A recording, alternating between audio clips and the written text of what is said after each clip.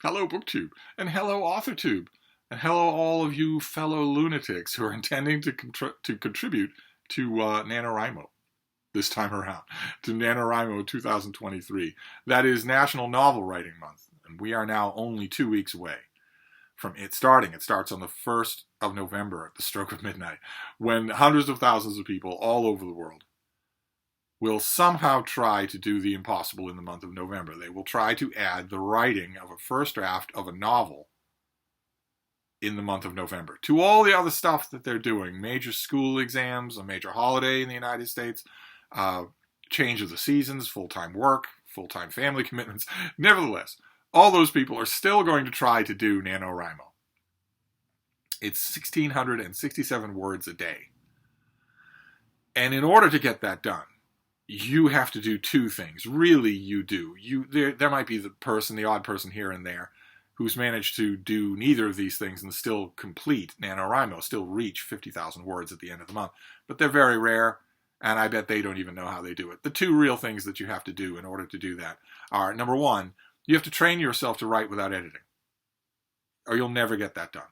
You'll never get 1,667 words a day done. Maybe if you have literally nothing else to do all day. But if I don't have literally nothing else to do all day, then I bet you don't either. That's thing number one. And thing number two is what we've been talking about all month long here, which is prepping. You can't write anything of the project that you are starting on the stroke of midnight on the 1st of November, but you can do all the preparing in the world, and you should. And I was thinking about that today because I have had my great moment. I have had the thing that you wait for, that you hope for, and that you should not wait for, and that you should not hope for. I preach against it all the time. I preach against the idea of inspiration all the time. You have fingers, you have eyes, you have a brain. You can make yourself write anything. I know this for a fact. After this last summer, I know this for a fact. You can bear down and make yourself write anything. Inspiration I've often seen used by writers and would-be writers as a crutch, as an excuse for their lack of self-control, for their lack of willingness to sit down and make themselves do something. And in my own defense, I was prepared to do that. I've shown you in videos on this channel, I was prepared to work up a plot, work up characters, think this or that might be interesting to do. I've never tried this before. This particular writing skill is weak, and I know that it is. I'm not good at it, and the only way to get good at something is to practice. So I'll practice. I'll make it forefront of my project, and I'll do that. I was thinking that way, and I was planning on that being my NaNoWriMo, and that is interesting in its own way. That is interesting. And even that, as bloodless as it sounds, will eventually start to really entertain you. You will, even that will build a habit. I always stress that writing is habit forming. Those of you who have not tried it, you just can't imagine how addictive it is, how wonderful it is to take time by yourself and go into a world you are creating like God. I was prepared to do that, but there is a lucky circumstance. It doesn't have to happen. You shouldn't expect it or wait on it. But there is a happy circumstance in which suddenly you get that idea that just thrills right through you, just vibrates right through you. Suddenly you can't wait to start. You must wait to start, but you can't. You're just incredibly eager to bring this thing into existence, whatever it is. I never know when that's going to happen. I've been doing NaNoWriMo for years, and at least half the times that I've done NaNoWriMo, I have not felt that way. And a couple of times, I have been all ready with my NaNoWriMo project on the last day of October and suddenly felt that inspiration. For want of a better word, we'll use the word inspiration. Suddenly felt that bolt of electricity go through me and had to junk the plan that I had worked out in October and write the thing that was making me feel that way. That's not just because you cannot deny that feeling. If you have that feeling, you absolutely cannot deny it. You must not quelch it by thinking about markets or expectations or whether or not it'll please anybody but you. You must not quelch it. You cannot ignore that feeling. But it's also because that feeling has the greatest likelihood of getting you through November. It's not just a question of writing 1,667 words a day. It's making yourself do that. And even if your schedule allows it, even if you have done what I will make another video about it, but I also urge you to clear your field. it's not just a question of thinking of your plot. You're going to be adding a new thing to your daily routine. That means you should work to add it to that routine. It shouldn't just be the raw material is not enough. You have to train the people around you. If you live with people, you have to train yourself. You have to make a space, figuratively and literally, for that new thing. But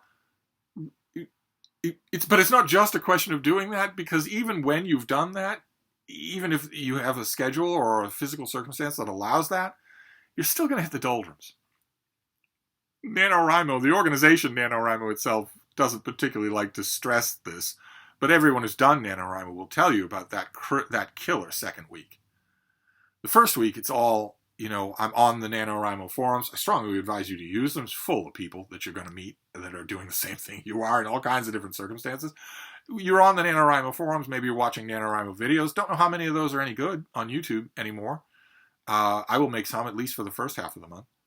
But the first week of NaNoWriMo, you're full of that kind of bolting out of the starting gate energy. And then you hit the second week, and suddenly you realize, okay, that amazing, this is all wonderful energy has gone, and I am still faced with the work of 1,667 words a day. And not coincidentally, usually people are writing sequentially in the story that they've chosen for NaNoWriMo. Usually they're not bouncing around in the timeline of that story. They're usually writing straightforward in that story, and not coincidentally, that second week is the time when that story itself is the most tedious to write. The beginning of a story, you are laying out the groundwork, you are introducing your concepts. There's a certain amount of fresh energy in that. The second week of a project, if you're going chronologically, is really, I don't want to discourage you here, but it has a large amount of moving people from room to room. It has a large amount of rearranging furniture. It has a large amount of very quotidian storytelling tasks. It's just the way of things. That's all. Your task in later revisions of the draft that you're writing will be to make that invisible.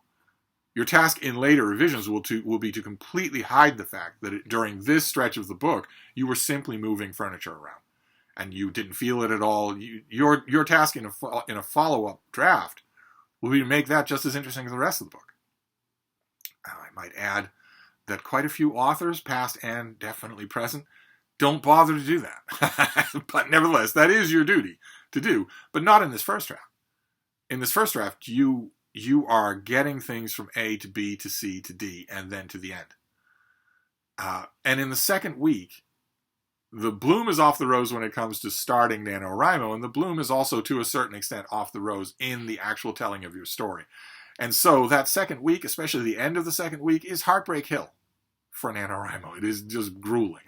It's just absolutely grueling. Every once in a while, I think twice in my NaNoWriMo history, I have had a project that I loved so much, that filled me with so much electricity, that I never had a Heartbreak Hill. I never had the doldrums at all. I always wanted to get to it. I was eager to do it every day. But that's rare. I think most people who do NaNoWriMo would admit that's rare. And so, having a story that isn't just you ticking boxes, but rather you full of lightning, has the greatest likelihood of getting you past those doldrums. You might ask yourself, if you've never tried this before, you might say, well, if you hit the doldrums for moving furniture around in the second week, then what's the third and fourth week? They must be even worse. No, there is a momentum. Once you've laid out the groundwork and moved the furniture around, once you know where the pieces are going to fall, then then you crest a hill and you have downhill momentum, and it feels like nothing I can describe. It's incredible. Absolutely incredible. You have to work to get there. But it's incredible when you crest that hill, when you now know, all right, I'm nowhere near the ending, but I see it all laid out before me like a valley, and I'm downhill skiing into that valley. I need skill. I can't just free fall. But all the momentum is on my side now. That once you reach that point, and you will, when you get through Heartbreak Hill, when you get through that second week in NaNoWriMo, you will reach that point.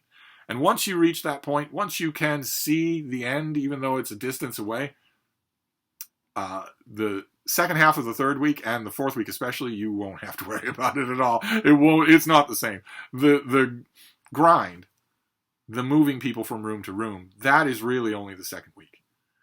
And if you are full of lightning, if you are full of the kind of feeling that I'm feeling now, right down to my fingertips, well, that's going to have a greater likelihood of getting you through. That just makes sense, right? So I'm not saying hold off and wait until you feel this way. I'm saying you should do this anyway. The skills that we will be honing by doing NaNoWriMo all the way to 50,000 words, even if you don't feel full of lightning, even if you're not so-called inspired with a particular story, are still skills you really want to build, especially if you want to be a writer. So you want to do it anyway. I have done it anyway. It's impossible for me not to think what a poor excuse that is for a real NaNoWriMo experience when I am feeling the real NaNoWriMo experience. Goodness, baby, what is going on over there? She's been acting up in these videos like crazy. You've got the real Freda and the needlepoint Freda. What is going on, baby? No, you just sit and behave yourself. Goodness. Where was I? Goodness gracious, she's thrashing all around. Probably means she wants to go for a WALK. That's probably it. All right, you're just going to stand there and stare. All right, fine. I still have a few more things to say, whether the baby is creepily staring over my shoulder or not. What are you doing? What are you doing? Huh? What are you doing? I'm still talking to my imaginary book tube friends. I am. No, baby. No. You relax. You just relax. Oh, God, I have no idea where I was. Where was I? All right, well, anyway, I wanted to make that point. That was my first point that I wanted to make, is that you shouldn't wait on that feeling, the feeling that I have now. For those of you who don't know what I'm talking about, just the other day, I was dutifully grinding along. I knew exactly what the story that I was going to tell. I was filling it out with characters. You should be doing that by now. You should know who's in your story and who they are and why they do what they do. I was doing that very dutifully, and then I don't even know. I have been racking my brains to figure out what concatenation of triggers and sights and sounds somehow gave me the story that I'm dreaming of now. I don't know. I don't know what it was. For all I know, it might have been just a snatch of song that I heard in a car stereo as I was passing by. Something or other filled out all the elements that I need. It's a fantasy story, but oh my, it's a living thing inside me. I cannot wait to bring it to life. Cannot wait. I will wait. I will get all of my facts in order. All of my terminologies, all that sort of stuff. It's the middle part of the book, the Heartbreak Hill part of the book, is going to be quite detailed. I should have all of that down pat, and that's what these weeks are for in October. But even if you don't feel that, one of my strong points now is that even if you're not feeling that right now, if it's not bringing you to life, you should still be planning, heavily planning. And that's the second point that I want to make, is the nature of the planning, because by now we're on the halfway point of Preptober. By now you should be very familiar with the story. The actual story, not the premise, not the ideas or themes that you want, but the actual story that you're going to tell. By now, you should be very familiar with that. I'm hoping that you are not wasting these days and expecting you're going to do everything on the fly. There's no one to stop you from trying that, but that will not sustain you. That will not get you past the second week of NaNoWriMo. If you're making stuff up and you're not really sure, that won't really do it. If you do that, typically it's been my experience that when people do that in the second week of NaNoWriMo, they decide, okay, this just isn't going to work at all. When actually it could have worked if you'd hammered it out a little. By now you should know your characters, their names, their backgrounds, what they're like, how they interact with each other, and you should have the rough idea of your story. What is the actual plot and subplot of your story? And I would argue that if you've got those things in place now, maybe complicate them. Maybe now is the time to complicate them. How could you complicate them? I had an old friend who was very good at writing stories who said one of the great ways to complicate your story is to change when it happens. So you've got a story in mind now, event A, event B, event C. What if you started it with event C? Wouldn't that pick up the momentum? And is it possible that your story extends past the last event that you have in mind? Maybe. If you're looking at your story now, if you do have it set out, and you should be starting to work these things out on a computer screen or on a piece of paper or on a graph piece of paper, or draw it, sketch it with a pencil. You should know a lot of those details by now, because from here on out you want to be adding nuance, subplot, and also the details of your characters. And keep in mind, keep a sheet. Write a sheet of all of that. Who is so-and-so? Where are they from? What's the name of the city? What's the name of the suburb? What's the name of the building? What's the name of this person's parents? What's the name of the place where this person works? That should all be on a paper that you can glance at and see. But once you've got all that down, maybe check to see if it's a little complacent. If you've got that all down and you're working on it, then you're well within parameters of what you're doing for Preptober. Maybe see if it's a little complacent. Could you change it a little? Not the fundamentals, but could you complicate it? It's an idea. Might end up making the whole thing more fun. Your goal, 2 weeks away, is the beginning of NaNoWriMo, and I have to say, in a just a raw, pragmatic way, most of your goal in the next 2 weeks should be preparing to get yourself through the second week of NaNoWriMo. I don't have any doubt that you can start. It's that second week. It's that killer Heartbreak Hill. You want to be preparing as much as possible to get yourself through that week. If you do get through that week, you're almost certainly going to succeed. It's just that week breaks people. So what can you do to do that? What can you do to make that week more entertaining for yourself as a writer? Maybe complicating your story from what it is now is the way to do that. If, to quote another old friend who was pretty good at writing, a busy writer is never a bored writer.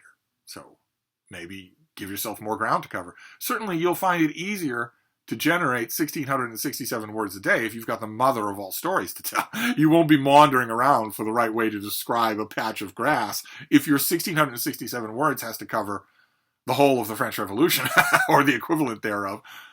You'll want every one of those words, and you won't even look up to the clock before you're done.